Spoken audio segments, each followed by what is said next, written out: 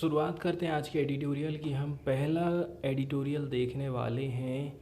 हाल ही में जो अभी ग्लोबल जेंडर गैप इंडेक्स जारी किया गया है उसमें भारत की रैंकिंग काफ़ी ख़राब आई है। भारत का प्रदर्शन इस मामले में अच्छा नहीं रहा है। ये जो ग्लोबल जेंडर गैप होता है वो बताता है कि महिलाओं का पार्टिसिपेशन हमारी इकोनॉमी में कितना है।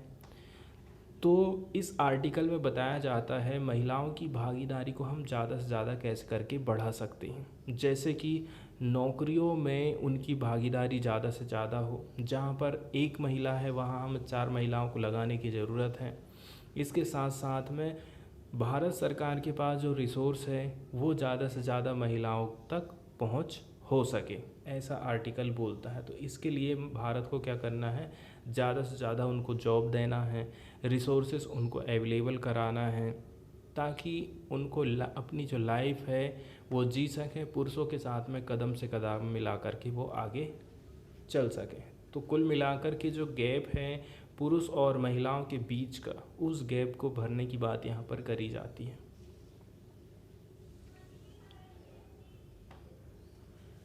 तो अभी यदि देखा जाए ना, कुछ हमें स्ट्रगल देखने को मिल रहा है जेंडर इक्वालिटी और जो गैप है महिलाओं और पुरुषों के बीच में। ठीक है, अभी बहुत सारा गैप है महिलाओं और पुरुषों के बीच में। तो ये बहुत लंबे समय से चले आ रहा है और इसको हैंडल करना काफ़ी डिफ़िकल्ट काम है। मतलब कि लैंगिक जो भेदभाव है आज भी हमारे देश में हो रहा है, और ये आज से नहीं काफ़ी लंबे समय से हो रहा है। इसके साथ साथ ही में पुरुष और महिलाओं के बीच का जो खाई है ना, वो बहुत ज़्यादा बढ़ते जा रही है। अभी इंडिया के पास एक और अपॉर्चुनिटी है कि वो इसमें अपने कदम आगे बढ़ा सकता है। ठीक है, क्योंकि अभी इसकी जो पॉपुलेशन है ना, हाफ ऑफ इट्स पॉपुलेशन वो काफ़ी अच्छा काम कर रही है। अब हम बात करते हैं ग्लोबल जेंडर गैप इंडेक्स 2022 के बारे में। इसको कौन जारी करता है? इसको जारी करता है वर्ल्ड इकोनॉमिक फोरम। 2022 के लिए इसको रिलीज़ कर दिया गया है वेडनेसडे के दिन। 146 देशों का आंकड़ा इसमें प्रस्तुत किया गया है जेंडर गैप के बारे में। उसमें से भारत को रैंकिंग मिली है 135वें नंबर की। इंडिया की जो रैंकिंग थी 2021 में 156 में से 140 थी। उसमें से तो कुछ सुधार हमको हमारी पोजीशन में देखने को मिला है। तो आप ये देख रहे हैं, आप बड़े मुश्किल से ही अपने आप को इस कंडीशन तक ले पा रहे हैं, या फिर यहाँ से आप अपने आप को आगे ले जा पा रहे हैं। और सबसे बड़ी बात ये है, सबसे बेकार वाली बात ये है, हेल्थ और जो सर्वाइवल वाला पैरामीटर है उस मामले में हम बहुत पिछड़े हुए हैं। तो जो ग्लोबल जेंडर गैप इंडेक्स है ना, वो क्या बताता है? Current state and evolution of gender parity across 4 dimension. ये इंडेक्स बताता है, इसने 4 प्रकार के पैमाने तय कर लिए हैं और उन पैमानों में किसी भी देश की रैंकिंग को बताता है कि वो कितना अच्छा प्रदर्शन कर रहा है। पहले नंबर की बात ये है economic participation and opportunity. Bharat में महिलाओं को कितनी अपॉर्चुनिटी प्रोवाइड की जा रही है कि वो भारत की इकोनॉमी में अपना योगदान दे सकें, जीडीपी में अपना योगदान दे सकें। दूसरे नंबर की बात ये है एजुकेशन के मामले में अभी महिलाओं की क्या पोजीशन है। ठीक है, तो एजुकेशन वो कितना प्राप्त कर पा रही हैं। तीसरे नंबर की बात ये है स्वास्थ्य संबंधी सुविधाएं उनको कितनी अवेलेबल हो पा रही हैं और उनके सर्वाइवल का रेट क्या है, कितने समय तक कितनी लंबी लाइफ वो जीते। चौथे नंबर की बात ये है पॉलिटिकल एम्पावरमेंट, कितनी महिलाएं राजनीति में भाग ले रही हैं, क्योंकि जब तक वो राजनीति में भाग नहीं लेंगी अपने समान जो महिलाएं हैं उनकी आवाज़ को उनके अलावा कोई उठाने वाला नहीं है। तो इस इंडेक्स में इंडिया की रैंकिंग अपने जो नेबरहुड हैं उनसे भी काफ़ी ख़राब मिली है। ठीक है, भारत किन से पीछे है? बांग्लादेश, नेपाल, श्रीलंका, मालदीव और भूटान से भी भारत पीछे रहा है। केवल ईरान, पाकिस्तान, अफ़गानिस्तान ने भारत से बेकार परफॉर्मेंस किया है, मतलब कि इनसे भारत आगे रहा है। ईरान, पाकिस्तान और अफ़गानिस्तान से भारत आगे था। अब 2022 में कोरोना का संकट हम देख रहे थे, इसके साथ साथ में वॉर की सिचुएशन है, इकोनॉमिक क्राइसिस चल रहा है अभी, ठीक है। जैसे कि जब इकोनॉमिक स्लोडाउन चल रहा है, डिमांड उतनी ज़्यादा नहीं है, इंडस्ट्रियाँ वगैरह बंद हो गई थी, तो जो ग्लोबल जेंडर गैप है वो कहाँ पहुँच गया है, 68.1% में पहुँच गया है। जिसका मतलब ये हो गया है कि जो अभी करंट की प्रोग्रेस चल रही है उसकी जो दर है, इसी दर से यदि प्रगति होती रही तो 132 साल लग जाएंगे स्त्री और पुरुष में समानता लाने में, ऐसा यहाँ पर बताया जाता है। इसके साथ साथ ही में जितने भी रीजन हैं सभी रीजन के बीच में, ठीक है, और सबसे ज़्यादा लॉन्गेस्ट हम बात कर रहे हैं साउथ एशिया की, 197 ईयर का टारगेट इसको दिया गया है कि 197 साल इसको लग जाएंगे अपनी जेंडर गैप को फिल करने के लिए। सबसे ज़्यादा बेकार कंडीशन साउथ एशिया की ही है, क्योंकि रीजन यहाँ पर बताया जा रहा है ब्रॉड स्टैग्नेशन इन जेंडर पैरिटी स्कोर, क्योंकि इनका जो स्कोर इन्हें मिल रहा है ना वो लगभग हर साल स्थिर ही रह रहा, उसमें ज़्यादा बढ़ोतरी या कभी नहीं हो पा रही है, इसलिए इनको अपने अच्छे लेवल तक आने में अभी काफ़ी टाइम लगने वाला, लगभग 200 साल लग जाएंगे।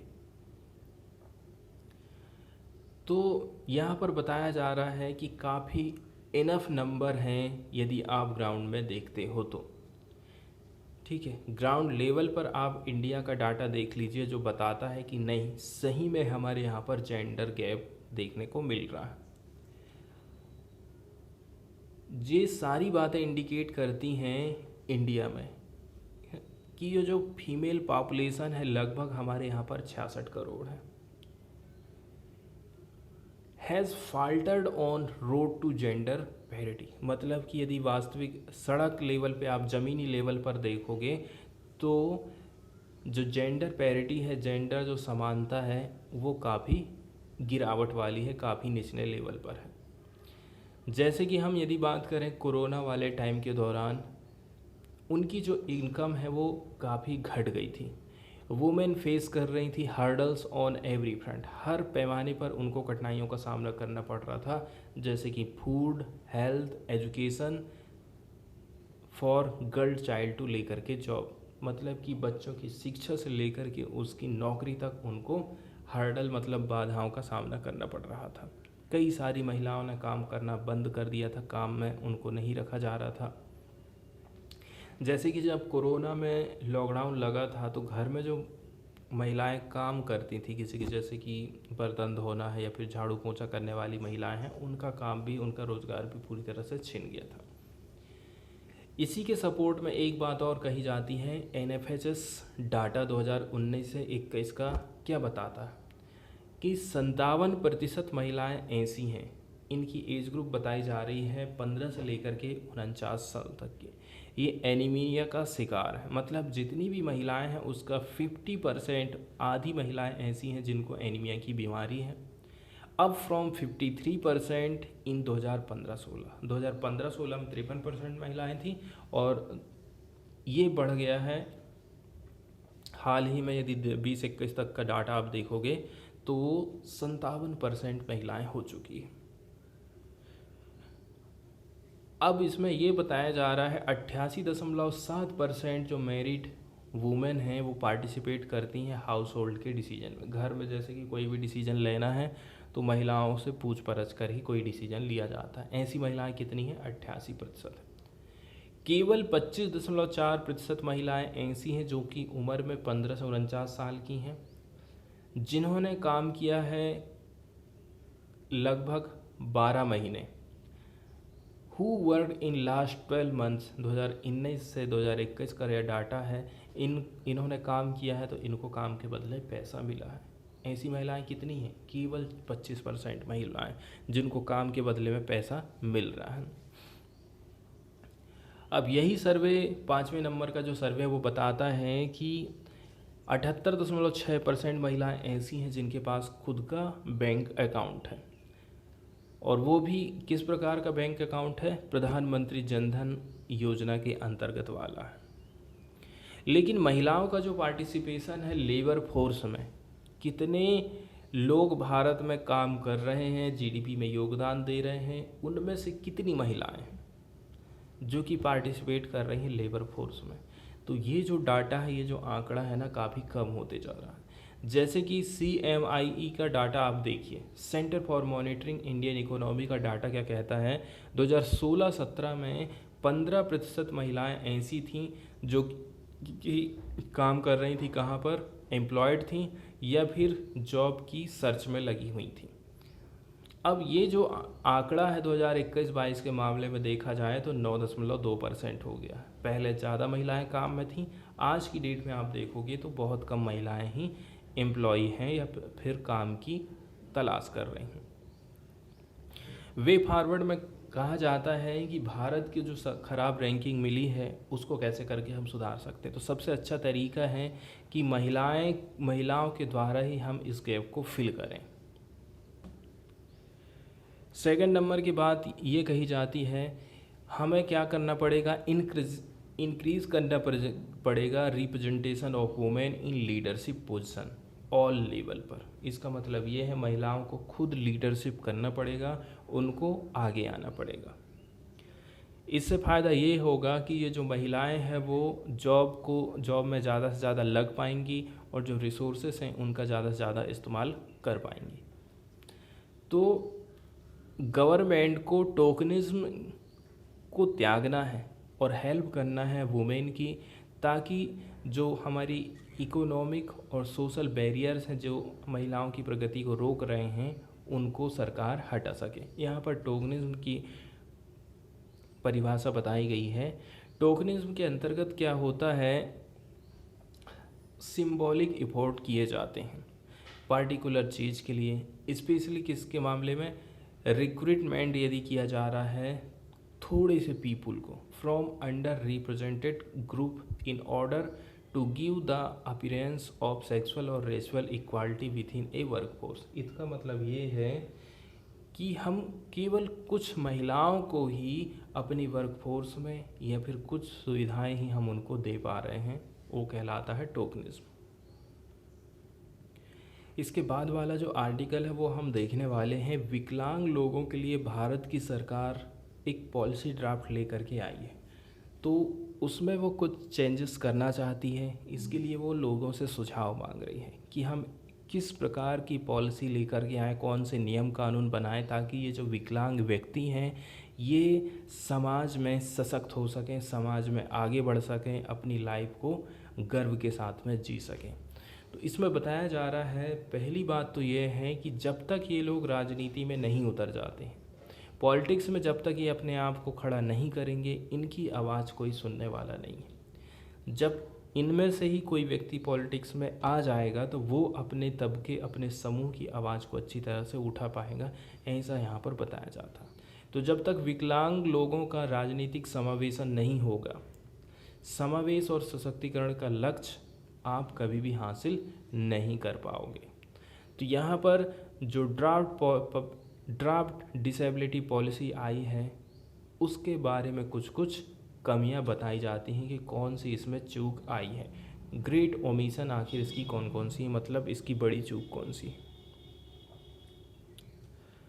तो हाल ही में department of empowerment person with disabilities DOEPWD ने हाल ही में रिलीज़ किया है ड्राफ्ट ऑफ नेशनल पॉलिसी।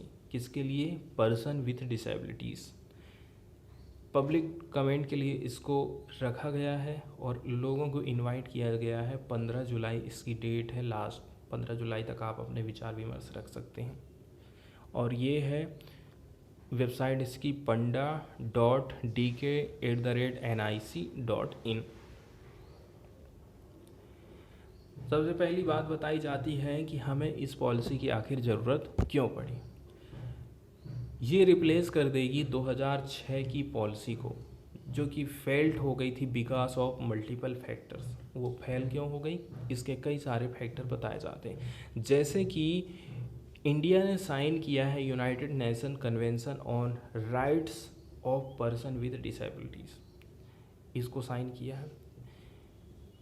अब इसके अलावा उसे इनेक्ट करना है, लागू करना है एक नई डिसेबिलिटी लेजिस्लेशन।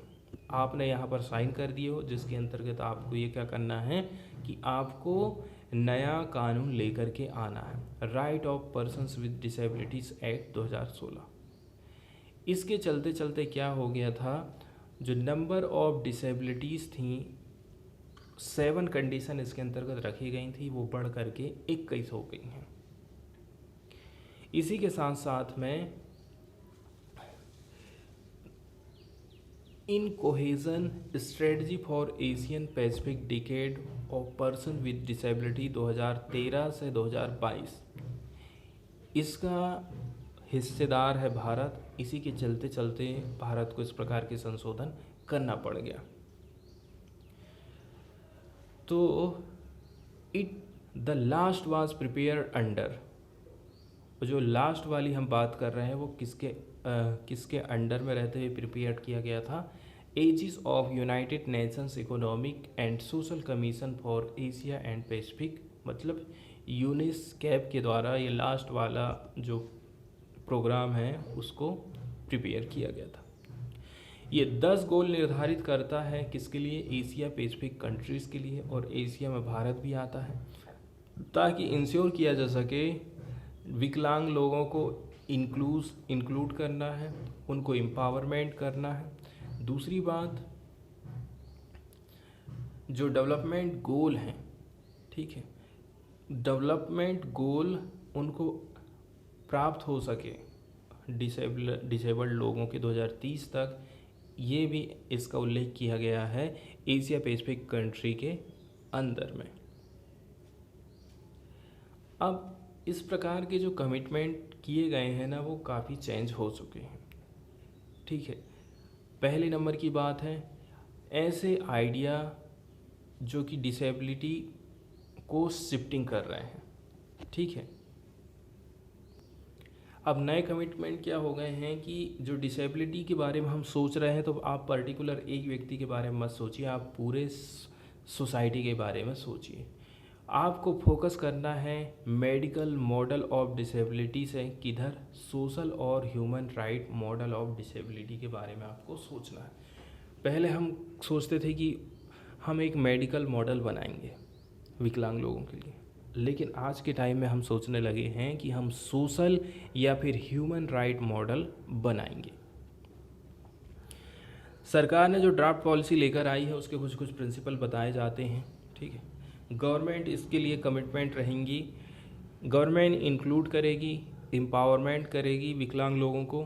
दूसरे नंबर की बात है उनको प्रोवाइड करेगी एक मैकेनिज़्म जो कि इंश्योर करेगा उनका पूरा पार्टिसिपेशन समाज में, समाज के साथ में वो लोग जुड़ सकेंगे, उनके साथ में काम कर पाएंगे।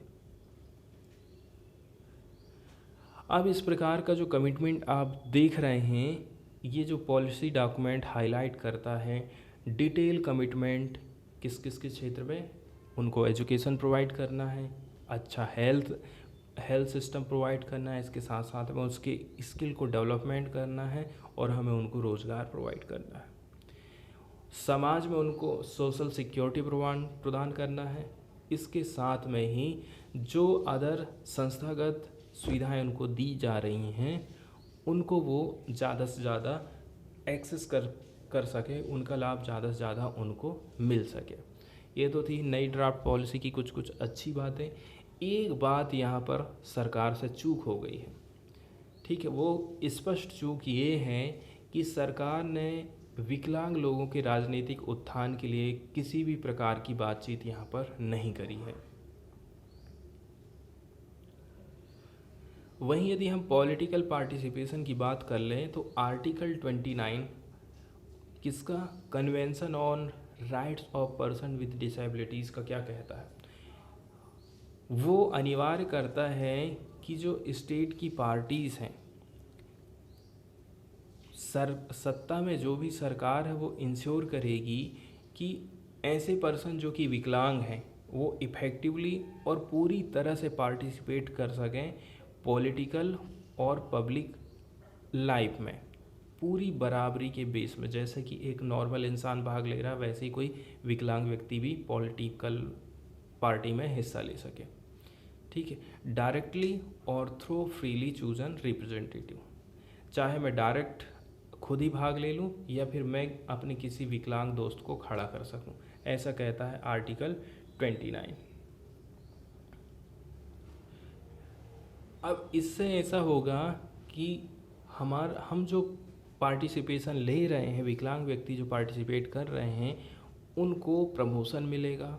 इसके साथ ही साथ जो पॉलिटिकल प्रोसेस हो रही है उसमें तो भाग ले ही पाएंगे, साथ में जब कभी भी किसी प्रकार का डिसीजन बनेगा तो वो खुद बैठ के उस डिसीजन मेकिंग में पार्टिसिपेट कर पाएंगे। अब एक एक्ट आया था 2016 में, right of persons with disabilities act 2016। तो इस प्रकार के जो प्रिंसिपल है ना, इसमें शामिल करे गए थे।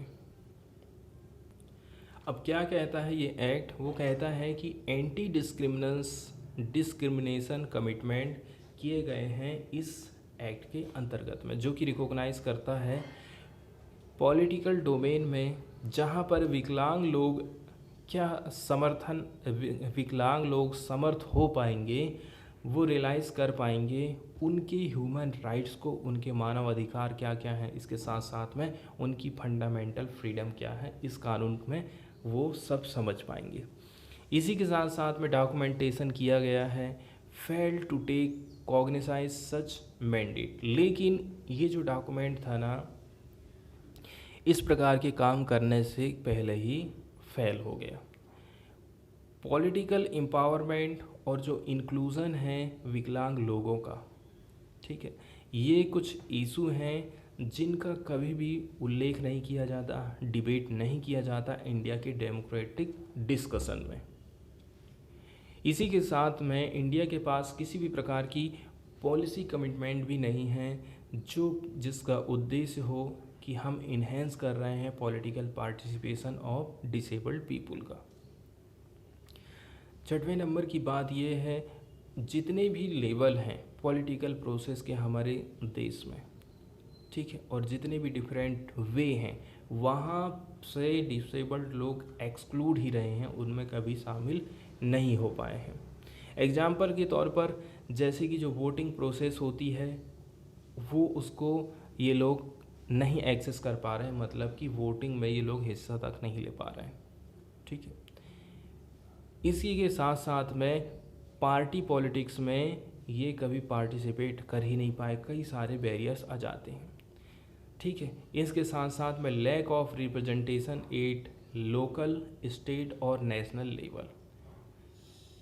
स्टेट लेवल पर देख लीजिए, लोकल लेवल पर देख लीजिए, या फिर आप नेशनल लेवल पर देख लीजिए, विकलांग व्यक्ति बहुत ही कम ऐसे हैं जो कि राजनीति में आगे आ पाए हैं और जो डिसेबल्ड लोग हैं उनकी आवाज़ को उठा पाए हैं। ग्राउंड रियलिटी ये है कि सरकार के पास किसी भी प्रकार का डाटा नहीं है। Section 11 rights of person with disabilities act क्या कहता है? वो कहता है जो इलेक्शन कमीशन ऑफ इंडिया है, चाहे वो सेंट्रल लेवल पे हो चाहे वो स्टेट लेवल पर हो, वो लोग इंश्योर करेंगे कि जो पोलिंग के स्टेशंस जहाँ पर चुनाव हो रहे हैं वो ऐसे हों कि विकलांग लोग आसानी से वहाँ जा सकें, उनके आने जाने की व्यवस्था हो सके, आसानी से वो वोटिंग कर सकें। जितने भी मटेरियल रिलेटेड इलेक्टोरल प्रोसेस है ना, आर इजीली अंडरस्टेबल होना चाहिए। वोटिंग की जो भी मशीनें हैं वो उनको आप एकदम क्लियर समझा दो, और ऐसा नहीं है कि वो उनका यूज़ ही ना कर पाएँ, ऐसी नहीं होना चाहिए, इतनी कठिन वो ना हो, ऐसा कहता है। बताया जा रहा है हालांकि ये जो बातें हैं कुछ समय तक, कुछ टाइम तक जारी भी रही, देखने को मिली भी, लेकिन जो विकलांग लोग हैं ना आज भी रिपोर्ट करते हैं एक्सेसिबिलिटी इशू को लेकर के before and on the election day. पहले भी वो समस्या फेस करती हैं और जिस दिन चुनाव होने वाला है उस दिन भी वो कोई ना कोई समस्या को रिपोर्ट कर रहे हैं। इसके साथ साथ में जो पोलिंग बूथ है ना उसको तक वो लोग एक्सेस नहीं कर पा रहे, मतलब वहाँ तक पहुँच ही नहीं पाते हैं, तो वोट कैसे करके दोगे। कई सारी लोकेशंस में ऐसी भी शिकायतें आते रहती हैं। इसी के साथ साथ में हमें किसी भी प्रकार का बड़े पैमाने पर एडाप्शन नहीं मिल पाया है ब्रेल इलेक्ट्रॉनिक वोटिंग का, ज़्यादा उतनी अवेलेबल नहीं हो पाई हैं। यहाँ तक कि जो व्हील चेयर की सर्विस है, सब जितने भी चुनाव सेंटर है वहाँ पर भी ये लोग इस प्रकार की सुविधाओं के मोहताज हो गए। 5वें नंबर की बात कही जाती है, इलेक्शन कमीशन ऑफ इंडिया ने डेवलप किया था इसके खुद के प्रोसीजर को, ताकि वो हैंडल कर सके PWD को ड्यूरिंग द इलेक्टोरल प्रोसेस।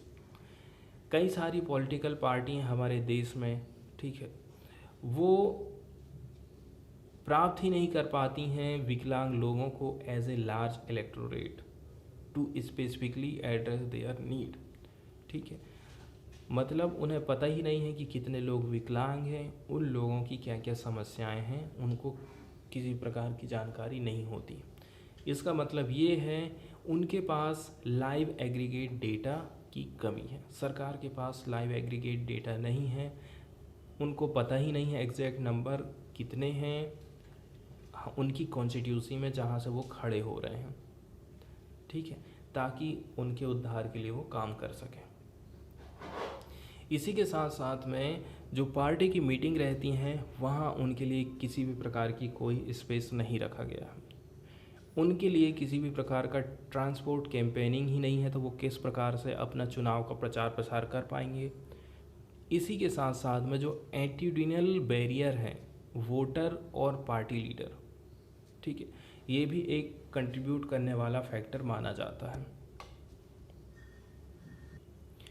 इसके साथ साथ में जब भी कोई व्यक्ति चुनाव में खड़ा होता है तो वो अपने जो मैनिफेस्टो है कि हम आपके लिए क्या क्या करेंगे क्या नहीं करेंगे, उस लिस्ट में कभी भी डिसेबिलिटी को वो शामिल नहीं करता है कि हम विकलांग लोगों के लिए ये पॉलिसी लेकर के आने वाले हैं। और सबसे बड़ी बात हो जाती है अपर्याप्त रिप्रेजेंटेशन की। रिप्रेजेंटेशन काफ़ी इम्पोर्टेंट इम्पेरेटिव रोल अदा करता है, ठीक है, इंटरेस्ट ऑफ द मार्जिनाइज्ड कम्युनिटी के लिए, चाहे वो विकलांग हो, चाहे वो महिलाएं हो, चाहे वो SC ST के व्यक्ति हों। तो जब हमारा संविधान बन रहा था तो उस समय में संविधान ने के निर्माताओं ने प्रोवाइड किया था रिजर्वेशन किसके लिए, SC और ST के लिए हमारे संविधान में। तो जो डिसेबल्ड पीपल थे are not represented enough at all 3 level of governance. लेकिन दिक्कत की बात यह है जो तीनों लेवल हैं, सेंट्रल, स्टेट और लोकल लेवल, यहाँ पर उनको अच्छा रिप्रेजेंटेशन नहीं मिल पाता है। अब एक बात यहाँ पर यह कही जाती है कि राइट टू इन्फॉर्मेशन के अंतर्गत सरकार से एक सूचना मांगी गई थी। तो सरकार ने कहा था सरकार के पास किसी भी प्रकार का डाटा नहीं है, वो डाटा को मेंटेन नहीं करती है विकलांग लोगों के। एक व्यक्ति हैं जिनका नाम है साधन गुप्ता। ये पहले दृष्टिबाधित व्यक्ति थे जो कि मेंबर ऑफ पार्लियामेंट बने थे आज़ाद भारत के। इनके बारे में तो शायद मैं भी नहीं जानता, आप भी नहीं जानते होंगे, क्योंकि इनको उतना ज़्यादा महत्व नहीं दिया जाता है, इनको उतना आगे उठाया ही नहीं जाता है। तो पॉलिटिकल और डिसेबिलिटी का जो डिस्कोर्स है, वातावरण है, भाषण है, इसमें कभी भी हम इनके बारे में नहीं सुनते। तो अक्सर उन विकलांग राजनीतिक व्यक्तियों को स्वीकार करने में हम एक्सेप्ट नहीं करते हैं, विकलांग लोगों को हम ज़्यादा ध्यान नहीं देते, जिन्होंने भारत के राजनीतिक क्षेत्र में बहुत सारी बाधाओं को पार करके वहाँ तक वो लोग पहुँच पाए हैं। इसके साथ साथ में ऐसा नहीं है कि गवर्नमेंट प्रयास नहीं कर पा रही। छत्तीसगढ़ का ही आप एग्जाम्पल ले लो, तो छत्तीसगढ़ की सरकार ने ऐसा कहा है कि हम पंचायत में विकलांग लोगों को रिजर्वेशन प्रोवाइड करने वाले हैं। छत्तीसगढ़ ने स्टार्ट किया था एक इनिशिएटिव जिसके अंतर्गत वो नॉमिनेट करती है एटलीस्ट एक विकलांग व्यक्ति को हर पंचायत से, ठीक है। और यदि कोई विकलांग व्यक्ति निर्वाचित नहीं हो पाया तो क्या होगा, तो उसको पंचायत सदस्य के रूप में नॉमिनेट कर दिया जाएगा। तो ये एक प्रकार के ऐसे कदम हैं जिससे लोकल लेवल पर पॉलिटिक्स में विकलांग लोगों की भागीदारी बढ़ते जाएगी, ऐसा यहाँ पर बताया जाता है। तो आप यदि ये चाहते हो कि सही को रियल बनाना चाहते हो, जो सही चीज़ है उसको आप रियल बनाना चाहते हो, तो आपको क्या करना है? तो जब तक आप पॉलिटिकल इंक्लूजन नहीं कर लेते हो विकलांग व्यक्तियों का, तब तक आप राइट को रियल नहीं बना सकते हो। और हमारी जो पॉलिसी है वो 4 प्रोंग अप्रोच वाली होना चाहिए। जैसे कि हमें कैपेसिटी बिल्डिंग का काम करना है जो विकलांग लोग हैं उनके समूह को या फिर विकलांग व्यक्तियों के लिए। हमें एम्पावरमेंट करना है उनके मेंबर को through training in the electoral system. तो जहाँ कहीं भी चुनाव वगैरह हो रहा है तो हम जो विकलांग व्यक्तियों के मेंबर हैं उन्हें एम्पावरमेंट करने की ज़रूरत है। इलेक्टोरल सिस्टम गवर्नमेंट का स्ट्रक्चर, इसके साथ साथ में जो बेसिक ऑर्गेनाइजेशनल और एडवोकेसी स्किल हैं इनको बढ़ावा देने की ज़रूरत है। हम क्रिएट करेंगे, अमेंडमेंट करेंगे या फिर रिमूव करेंगे लीगल एंड रेगुलेटरी फ्रेमवर्क को। किसके द्वारा? लॉ मेकर के माध्यम से, जो लोग कानून बनाते हैं उनके माध्यम से। जो इलेक्शन बॉडी हैं, bodies to encourage political participation of disabled, जो इलेक्शन बॉडीज़ हैं उन्हें भी ये ध्यान देना चाहिए कि विकलांग लोग ज़्यादा से ज़्यादा पार्टिसिपेट कर सकें। इसके साथ ही हम इंक्लूड करेंगे किनको? सिविल सोसाइटी को। वो कंडक्ट कराएंगे डोमेस्टिक इलेक्शन ऑब्जर्वेशन। ठीक है, जैसे कहीं पर भी चुनाव हो रहा है तो वो लोग देखते रहेंगे कि जो इलेक्शन हो रहा है वो किस प्रकार का हो रहा है, कौन लोग कितना पार्टिसिपेट कर रहा है, और जो वोटर का एजुकेशन कैंपेन है ना उसको हम कंडक्ट कराते रहेंगे। तीसरे नंबर का जो आर्टिकल है वो हम ये समझने की कोशिश करेंगे कि सरकार जो संरक्षणवाद की नीति अपना रही है, जैसे कि उस टाइम में नेहरू के द्वारा वो नीति अपनाई गई थी।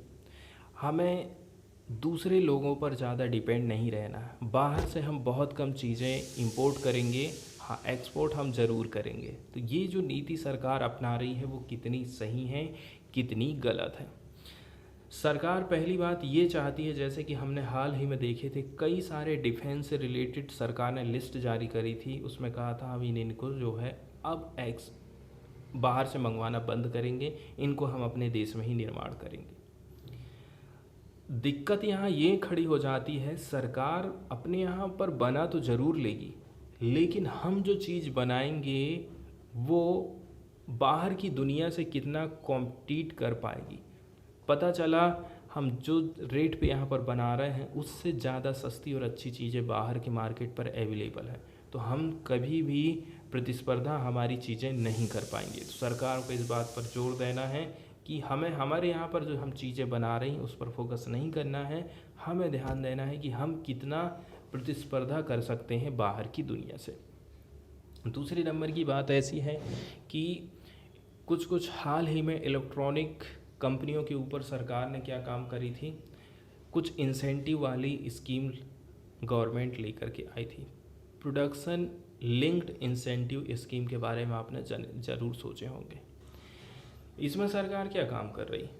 सरकार कहे हम आपको इंसेंटिव दे रहे हैं, ठीक है, आप ज़्यादा से ज़्यादा प्रोडक्शन करिए। इंसेंटिव का मतलब यहाँ पर ये हो गया कि सरकार से जब किसी कंपनी को इंसेंटिव मिल गया है, पहले वो चीज़ वो 10 रुपये में बनाती थी, अब उसको 5 ही रुपये में बना पा रही है। सरकार कह रही है आप कुछ समय तक हम आपको सपोर्ट कर रहे हैं, 5 रुपये में आप बनाते जाओ।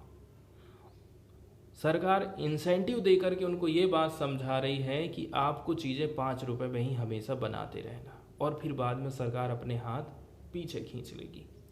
दूसरी बात यह है, सरकार कभी कभी क्या काम करती है कि लोकल मार्केट को बोल देती है कि आप बाहर से चीज़ें नहीं मंगवा सकते। तो ये कितना सही है? उनका कहना है, राइटर लोगों का यहाँ पर ये डिस्कशन किया जाता है, देखो यदि मुझे कोई चीज़ सस्ती मिल रही है तो सरकार को मुझे नहीं रोकना चाहिए कि मैं चाइना से वो चीज़ ना खरीदूं, ठीक है, क्योंकि वो चीज़ मुझे सस्ती मिल रही, मैं उसको अफोर्ड कर सकता हूँ, और यदि मैं उस चीज़ को नहीं खरीदूंगा तो हो सकता है मैं भारत में बनी महंगी चीज़ों को खरीद ना पाऊँ। इससे हमारे देश की जो इकोनॉमी और आर्थिक एक्टिविटी है ना वो कमज़ोर पड़ने लगेगी। ऐसी बहुत सारी चीज़ें यहाँ पर बताई जाती हैं। एक विचार यहाँ पर ये भी रखा जाता है कि गवर्नमेंट जब डिसीजन लेती है ना, तो उसको ये पता नहीं रहता है कि हम यदि कोई डिसीजन ले रहे हैं तो उसका असर क्या पड़ने वाला है। एग्जाम्पल के तौर पर यहाँ ये बात बताई जाती है कि सरकार को एक बार ऐसा लगा कि हमें इस क्षेत्र में बहुत अच्छा हम एक्सपोर्ट कर सकते हैं, लेकिन बाद में कुछ समय बाद में ये पता चला कि हम उस क्षेत्र में अच्छा नहीं कर पाए, बल्कि दूसरा क्षेत्र हमारा आगे बढ़ने लगा था। तो 1970 के दशक की एक कहानी है, जब नई दिल्ली में सरकार ने ये सोचा था कि इलेक्ट्रॉनिक का हम एक्सपोर्ट अच्छा कर पाएंगे। इसके लिए उन्होंने क्या काम करा, बॉम्बे में Santa cruise electronic export processing zone बना दिया, और इसके साथ साथ में जो सीमा शुल्क था उसको भी हटा दिया और कम कर दिया। कुल मिलाकर के सरकार ने जो संरक्षणवाद था ना, प्रोटेक्शनिज्म था कि हम बाहर से कोई चीज़ें नहीं मंगवाएं, बाहर एक्सपोर्ट नहीं करेंगे, तो उसको हटा दिया था। तो कुल मिलाकर के उस टाइम में ऐसा लगा था कि इलेक्ट्रॉनिक उद्योग को हम कुल मिलाकर के सपोर्ट कर रहे हैं। फिर 30 साल बाद क्या होता है, जब आप पीछे मुड़कर ये देखो तो जो सॉफ्टवेयर इंडस्ट्री है और जो डायमंड प्रोसेसिंग इंडस्ट्री है सबसे ज़्यादा आगे पहुंच गए थे, और हमारा ये जिस चीज़ की हमने सोचे थे कि इसमें हम बहुत आगे हो जाएंगे, उसमें हम खास प्रगति नहीं कर पाए थे। मतलब सरकार की औद्योगिक जो नीति थी वो गलत थी। तो ये इलेक्ट्रॉनिक नहीं था जहां भारत के लिए शानदार अवसर था, ये तो था सॉफ्टवेयर और हीरे में। तो मुद्दा ये है कि बाजार अर्थव्यवस्था इन चीज़ों की खोज करना जानती है, नीति निर्माता नहीं जानते। मार्केट खुद पता कर लेता है कि किस सेक्टर में वो आगे बढ़ेगा और किस सेक्टर में वो पीछा रहने वाला है। दूसरी बात यह है, अभी आप जो सीमा शुल्क है उसमें कटौती कर रहे हो, इसका मतलब ये है कि आप संरक्षणवाद के तत्व को हटाते जा रहे हैं। मतलब बाहर से आप मंगवा लो, कोई हमें प्रॉब्लम नहीं है।